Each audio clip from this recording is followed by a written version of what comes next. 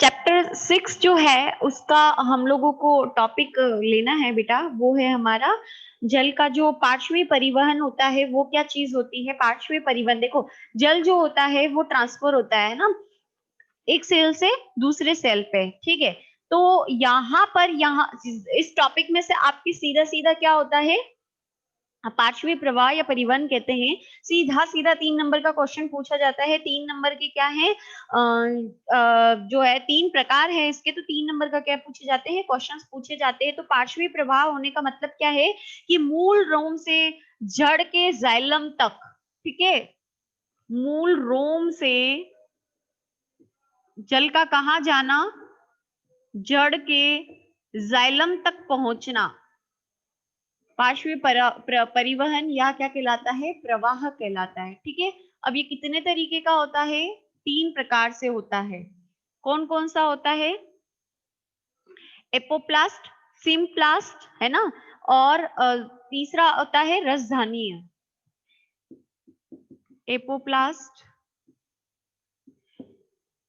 Symplast और रसधानीय, ठीक है। एपोप्लास्ट जो है उसको हिंदी में हम लोग कहते हैं अपलवक, हिंदी में आपके अपलवक दिया हुआ है, और इसको संलवक।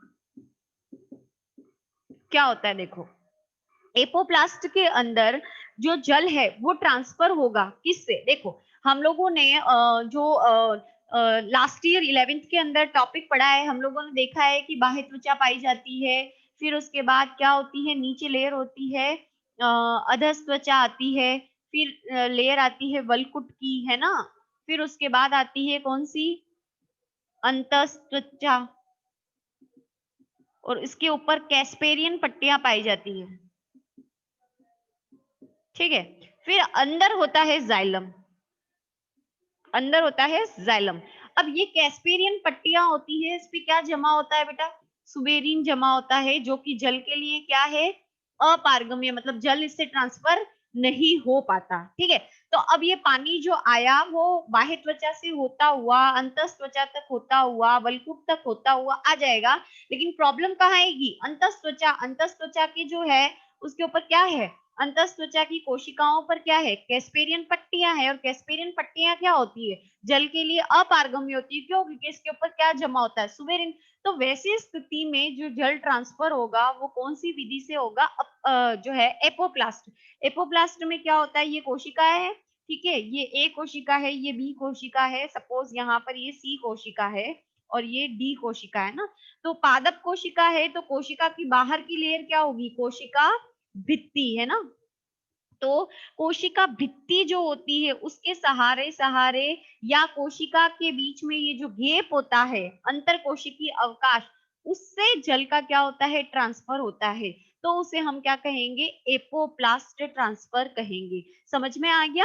तो कोशिका भित्ति के सहारे सहारे ये किसमें होता है, ये निष्क्रिय प्रकार के जल अवशोषण में होता है, ठीक है, और इसमें एनर्जी नहीं चाहिए होती है। समझ में आ गया। फिर उसके बाद नेक्स्ट आता है कौन सा प्रकार, नेक्स्ट आता है सिम प्लास्ट या सम लवक जो होता है। इसके अंदर क्या होता है, जैसे ये सेल है, सेल के बीच में रिक्तिका है, ये दूसरी सेल है, ठीक है। तो इसके अंदर आपको पता है इसके जीव द्रव्य तंतु निकलते, इसके जीव द्रव्य तंतु निकलते हैं और एक बटन जैसी स्ट्रक्चर बन जाती है ना, जिसको हम डेस्मोसोम कहते हैं। तो जो और यहाँ पर ये रिक्तिका है, रिक्तिका बड़ी होती है, बीचों बीच केंद्रक साइड में खिसक जाता है पादप में, इसीलिए। तो जल का जो ट्रांसफर है वो कोशिका द्रव्य से होता है या किससे होता है, डेस्मोसोम की सहायता से जल ट्रांसफर होगा, लेकिन किससे होगा, दो कोशिकाओं के बीच में उपस्थित जो कोशिका द्रव्य है उसके माध्यम से। डेस्मोसोम, डेस्मोसोम क्यों बनता है बेटा, ताकि ये दोनों कोशिकाएं मजबूती से एक दूसरे के साथ क्या हो जाए, चिपक जाए, है ना।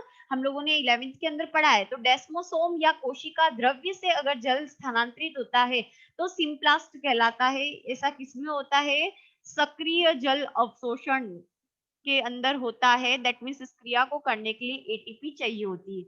और रसधानीय, इसके अंदर कोशिका है, ठीक है, ये 2 कोशिका है और इनके बीच में रिक्तिका है, तो जल का ट्रांसफर किसकी मदद से होता है? किसके द्वारा होता है? रिक्तिकाओं के अंदर से होता हुआ जल एक कोशिका से दूसरी कोशिका में क्या होता है? ट्रांसफर होता है। तो इसको हम क्या बोलते हैं? रसधानीय जो है वो ट्रांसपोर्टेशन कहते हैं और इसमें भी एटीपी की आवश्यकता होती है। ये सक्रिय अवशोषण के समय होता है। तो सीधा-सीधा जो है क्वेश्चन आता है 3 नंबर का, तो ये आपको ध्यान रखना है और ये डायग्राम जो है आपको बनाने हैं। नोट्स के अंदर मैंने दे दिए हैं, तो इसको आप अच्छे से क्या करें? कर लें।